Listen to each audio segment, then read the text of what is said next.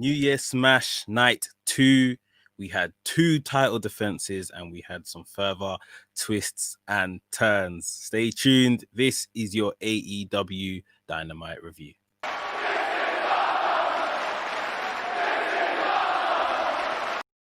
What's up, Maniacs? My name is Mex. I'm a wrestling fan, a wrestling enthusiast, a WrestleManiac, if you will. And today we are talking about AEW Dynamite New Year Smash Night 2. Maybe not quite as good as Night 1, but still a really good show. AEW is very, very entertaining, which we know already. I'm going to talk about some of the angles that took place, particularly a backstage angle in a Britt Baker segment, and also the 2 title defenses. Like we said, the NWA Women's Championship was on the line, as well as the TNT Championship was on the line in the main event. So we're going to get into that in just a second. But in case you didn't know, right here at WrestleManiac UK, I discuss everything that is WWE and AEW. So if this sounds like the place for you, make sure you hit the subscribe button and make sure you hit the notification bell so you get notified each and every time I drop a new video. Ladies and gentlemen, without further ado, let's get into the review. The show started with Pac versus Eddie Kingston. These guys have been feuding now for the longest of times. Obviously, Pac was out for 8 months, came back and saw that his friends were kind of being manipulated by Eddie Kingston, his friends being Rey Fénix and Penta El Zero. And yeah, this match was so good. Such a good way to start the show. Really fast-paced, very brutal as well. Obviously, Pac has got a lot of kind of pent-up frustration up against Eddie Kingston, who, you know, done his part as the brawler in this match. Sold a lot of Pac's moves, made it very, very believable, got his own offense in. And of course, he had Butcher and Blade at ringside, which were, you know, every time the referee wasn't looking, they were getting involved in one way or the other. And Rey Fénix and Penta were also at ringside as well. But I guess Butcher and Blade kind of got the up on the ringside activities, if you like it, to call it. And yeah, like I say, we just saw a really good match from these guys. In the end, Pac put him away with a black arrow off the top rope. You know, no matter how much times you see that move, it still looks absolutely phenomenal. And then after the pin, he actually applied the brutalizer, which was a bit crazy because, you know, the match was already won. But yeah, Pac not giving up or not letting up anymore on Eddie Kingston. And Butcher and Blade tried to come in. They made the save, I guess. Lance Archer, who is, you know, still tangled in between Eddie Kingston and Pac, came in as well and kind of chased off Butcher and Blade and Eddie Kingston. And he had like a face-to-face with Pac, saying that, you know, you need to get on the page I'm on and all of this kind of stuff. So yeah, it was pretty decent. It was pretty decent stuff. I enjoyed it. Good match on the card. Definitely good match to open the show. Daniel's watching. Thanks for joining us, Daniel. He said this match was a bit short, but to the point. Yeah, I mean, it's always like a sweet spot. You don't want it to go too long because it might get boring. But definitely, it was to the point. And yeah, they got across the fact that, you know, Pac's got one over on Eddie Kingston, seeking a bit of revenge for what's been going on with Rey Fénix and Penta in recent weeks. Moving on, we had Chuck Taylor versus Miro. So this was the match to determine if Miro wins, Chuck Taylor becomes his young boy. And in fact, let me ask a question. They weren't using the term young boy anymore. They were using the term butler, which I guess in essence is the same thing, but it's like, I wonder why they stopped using young boy. Does it have like, I don't know, some type of odd connotations being used in the US? Because obviously the term comes from Japan with someone being someone else's young boy. So yeah, it's kind of odd that they changed it to butler. But this match, I think, was everything it needed to be. And for me, this is probably one of the best things Miro has done since coming to AEW. Puts him over as a very strong, dominant competitor. This match, you know, it just had to be an ass kicking, which it was. Chuck Taylor agreed to something that he probably shouldn't have, just to kind of get rid of Miro last week or whenever it was, and it's cost him now. We also had Kip Sabian on the outside messing with Orange Cassidy, so Orange Cassidy couldn't get involved. And in the end, Miro put away Chuck Taylor with the game over. So that was that. Miro has now got a butler called Chuck Taylor. Orange Cassidy couldn't do anything about it as Chuck Taylor left ringside with Miro, Kip Sabian, and Penelope Ford. Short match, but like we say again, to the point. They got the point across. Miro looked good doing it. And yeah, it was very effective. Like I say, one of the better things Miro has done since coming into AEW. Next up, we had New Year's resolution for the Inner Circle. They came to the ring, all 7 guys, and they're kind of laying out their mission statements. Jake Hager said more championships. Ortiz said he wanted to learn a particular recipe from his grandmother. Chris Jericho said that he's going to become tag team champions with MJF. And everyone was like, okay, hold on a second, particularly Santana, which I absolutely loved, because Santana and Ortiz have not been given the spot that they should have been given straight out the gate by AEW. These guys are prolific tag team champions wherever they've been. And now Jericho, you know, he had the Sex Gods with Sammy Guevara, which Sammy Guevara brought him up on. You know, he's tagged a lot with Hager. I think he entered a tag tournament with Hager, in fact. And now he's saying he wants to win the tag championships with MJF. As a result of this, Sammy Guevara actually called him a tag team slut, which was pretty funny. Everyone was like, hey, slow down, Sammy, you know, calm down, all of that kind of stuff. But, you know, I guess that's what kind of Jericho is. And he kind of admitted to, I guess I am, you know. And Jericho kind of diffused the whole situation, what was going on, by saying, look, we'll have a little friendly matches within Inner Circle. Santana and Ortiz will take on Jericho and MJF, and we'll also take on Sammy Guevara and Jake Hager next week. The winning tag team will become the official tag team of Inner Circle, which I think is pretty good. It's a pretty smart way to do it. Santana and Ortiz have to win it for me, because this has to be their year of where they're going to get pushed as a serious tag team. They've done a bit of good tag team work last year, especially the parking lot brawl against Best Friends. That was the height of it. But that you know, there wasn't much after that. They were pretty much running around doing Inner Circle stuff. So it'll be great to see Santana and Ortiz get pushed this year. And let me just say, this is one of the best Inner Circle segments I have seen in a very long time. You know, if you guys have been watching my AEW debuts, especially when they all come to the ring like this for a promo segment, I haven't really been enjoying it in recent times. But this was one of the better ones. Yeah, I did think this was effective. Because I think as well, because it didn't last too long. They came out, they run a bit of joke, and then they said, you know, this is what we are going to try and achieve next week and determine who our tag team is going to be going forward. So yeah, really good and to the point, decent segment. Next up, we had what was supposed to be the Elite, Young Bucks, Kenny Omega, known as the Elite, taking Griff Garrison, Brian Pillman Jr., and Danny Limelight. Now, backstage, what had happened was Don Callis was coming out and with Kenny Omega and the Bucks. He said that, you know, the Bucks deserve their own entrance. Kenny, you know, let's you come out as your own, and the Bucks will come out afterwards. Cool. Everyone agreed. I think I even heard Kenny Omega saying, as he was leaving that scene, saying, "Yeah, the Elite." Blah blah blah. Kenny Omega makes his extravagant entrance. Love that entrance.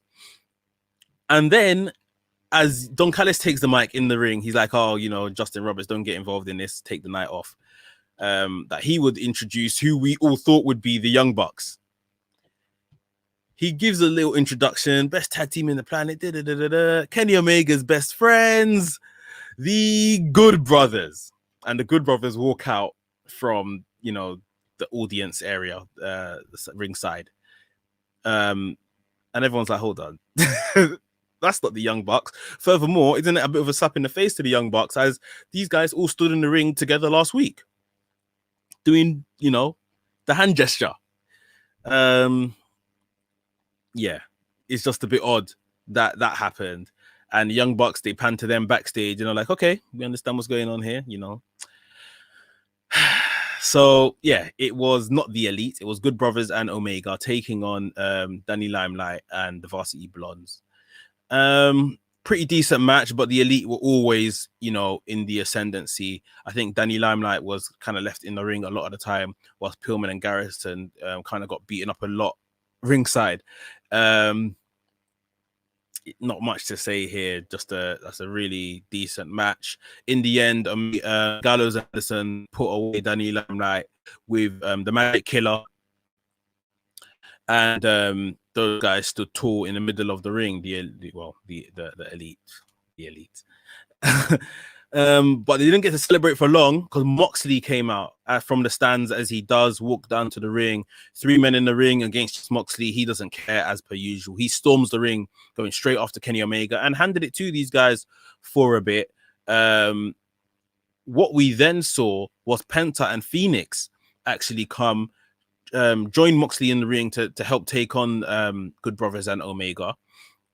And then we saw Young Bucks leave the backstage area to come and defuse the situation. So the Young Bucks didn't actually attack anybody. They just came and tried to stop Moxley from laying further attacks on Kenny Omega and the Good Brothers. The Young Bucks didn't see it coming. Penta and Rey Fenix had stereo super kicks for them. And Omega kind of fled the ring. We saw kind of other guys from backstage actually come out, in fact, to try and separate all of this, but they all got beaten up and their ass handed to them. Omega escaped the ringside area. Moxley was more or less left alone in the ring. I think he was talking to the camera saying, it was how many on one, just 3 on 1, that Kenny Omega is going to get his just desserts. So, yeah, they're still continuing this feud. There's even infighting within the whole Bullet Club Elite setup now, it looks like. Going to be very interesting to see where we go from there. So, before we get onto what is the rest of the card, so to speak, guys, if you're watching, please make sure you've hit the like button. It does loads for the channel, and I thoroughly appreciate it every time you guys do hit the like button. Send the video out to more people to see what we're doing right here at WrestleManiac UK. So if you haven't already, please smash the like button. Thank you very much. Next up on the show, I'm actually going to cut to a segment of, Britt Baker, the waiting room, which she does on AEW Dark, has now made it to Dynamite. And Reba and Britt Baker are just brilliant. I enjoy their work so much. I just find them so entertaining. They have a bit of, some jokes and stuff to tell about Cody, and they invite Cody out, who is their actual guest on the show.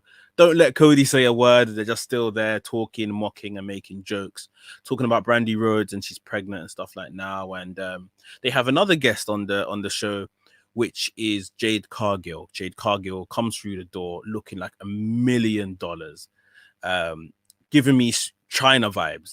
She's built like China. I hope they use her similarly to China, dominate the women's division, mix it up with the men. I think she looks like she has it all. We're yet to see her in the ring, but she looks like the absolute part. And she cuts a promo at Cody saying, your missus has run off, she's pregnant or whatever. I still need a match. Myself, Shaq, we're still waiting for my first match. Who's it going to be, etc., etc. Cody still doesn't speak, if I'm correct here. Eventually, we get Red Velvet come through the waiting room door, and Red Velvet and Jade Cargill are entangled in a pull-apart brawl for the next 5 minutes or so within the whole waiting room segment, which was really good, really entertaining. Good to see Red Velvet stepping up as well, getting an opportunity. We also see in this segment Thunder Rosa up on the Titron, who has now issued the challenge, and she will be taking on Britt Baker at their next TV special, which is Beach Bash, I think it's called, which is going to be sometime early February.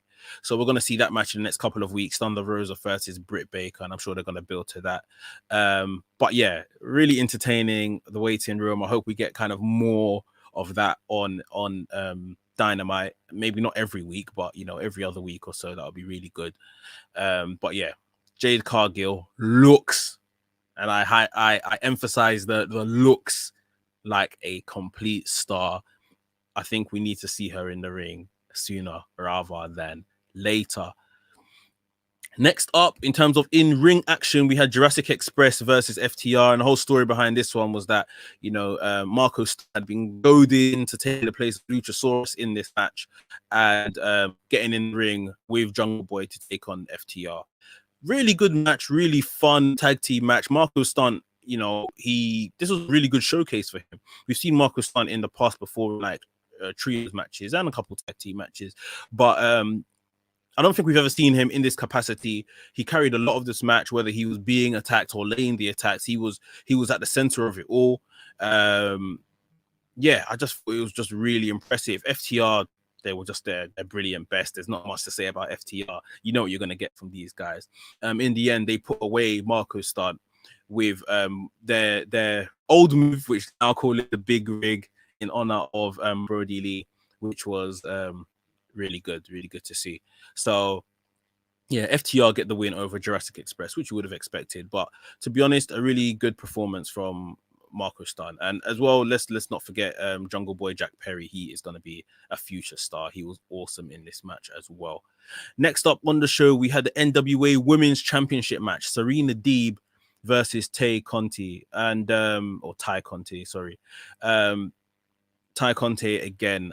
You look at her and I just think, the way she can go in the ring, like I don't know how she fell out with NXT, because if you guys remember, she actually left NXT, got re-signed, and then left again in April, cut all of that kind of stuff. She's a good talent, a really promising talent for the future. Serena Deeb is obviously excellent, as we know. And yeah, they had a decent match here. A lot of early attack laid on by Ty Conti, but and Serena sold for her really well. I remember a particular move which literally Serena went flying out the ring for. It was very, very good stuff. But I think we all knew that Serena Deeb would retain here, and she did. She did retain with her finishing move, which is the Detox, I think it's called. Looks very much like a Styles Clash in some aspects. But yeah, Serena Deeb, very, very good. And you know what I was thinking when I was watching this match? Is this like, her, as well as good as her career has been in terms of how good she is in ring, is this like her highest honor, like NWA Women's Champion? I might have to check that, but yeah, Serena Deeb definitely should have deserved more within her career, but maybe she's just coming into it all now. Last but not least, TNT Championship match, Darby Allin versus Brian Cage. And they've built this match very well, a slow build with the whole story of Taz trying to recruit Darby since, the middle of last year or so. Instead, recruiting Brian Cage to basically do the bidding of him, take out Darby Allin. They've mixed it up with Ricky Starks as well. And Brian Cage is finally getting the position I wouldn't say he deserves, but this story deserves. And this was Darby Allin's first TNT Championship title defense, if I'm correct. Man, oh man, this match. Brian Cage starts like an absolute house on fire. Obviously being the bigger man, which they have sold for, the last couple of weeks building up to this match. I'm seeing some crazy stuff that Brian Cage is doing, man, including like a gorilla press from inside the ring, throwing Darby Allin through the ringside table where the bell keeper and that's it. Like, bro, like from that minute there, I thought, right, Brian Cage has to win. Now we've seen Darby ultimately sell and be broken to pieces and still win matches, but for me, this was different. I said Brian Cage has to win. He's overpowered him. He gave him like a litany of power bombs, like 5 in the ring, like literally down, pulled him back up, down, pulled him back up, down. Like it was becoming difficult to watch at a point. And Taz, even on commentary, was selling it really well. He was saying, just call it, end this match. They didn't end the match. And you know what? By hook or by crook, Darby Allin fought his way back into the match.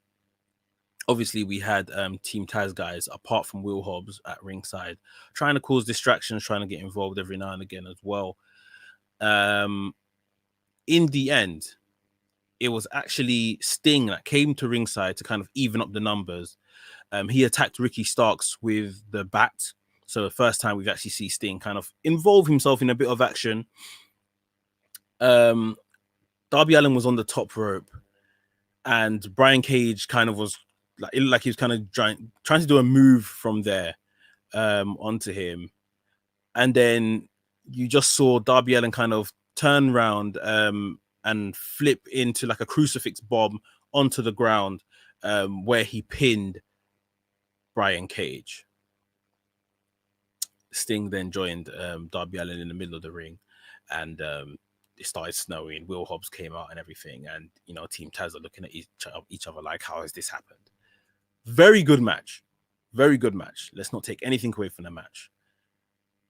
What I am going to say about this match, though, is that for me, believability. How does Darby Allin beat Brian Cage? And it's a thing where it would have been easier to believe if we didn't get the complete onslaught from Brian Cage that we got very early in the match. You don't throw a man, you know, from the ring to a table outside about 5 feet, 10 feet, powerbomb him, how you powerbombed him several times in the middle of the ring, and that man still beats you. That man still rolls you up and pins you. It doesn't make sense. I'm sorry. It doesn't make sense. Brian Cage has to win that match. And, a bit further, Brian Cage has been made to look like a bit of a joke in AEW. He hasn't been booked as he looks, if you see what I mean. And he can go in the ring. He may not be the best mic man, but he has, the rest of Team Taz for that. Brian Cage is not looking good in AEW for me. This match, this should have been a squash match. I was watching the first 5 minutes of this match, thinking this is going to be like a Brody Lee, Cody level squash match for the TNT Championship again. He looks too good. He put away. Darby was kicking out at 1. Like, it's not real. It's not real. I'm sorry. It doesn't really compute. Brian Cage is becoming victim of just not looking good. What do you guys think? I mean, I think Brian Cage should have won this match in the first 5 minutes. Let me know what you think, innit? But yeah, that was your AEW New Year Smash Night 2 review. Really good show. Go and watch it, especially the main event. If you haven't seen it, and you'll see what I'm talking about. Brian Cage annihilated this guy in 5 minutes, man. And yeah, Darby Allin retained. Let me know what you think down below in the comments, and make sure as well you hit the like button if you enjoyed today's review. And if you're new here, welcome to the channel. Subscribe to the channel and hit the notification bell so you get notified each and every time I drop a new video. WrestleManiac UK signing out, and I'll see you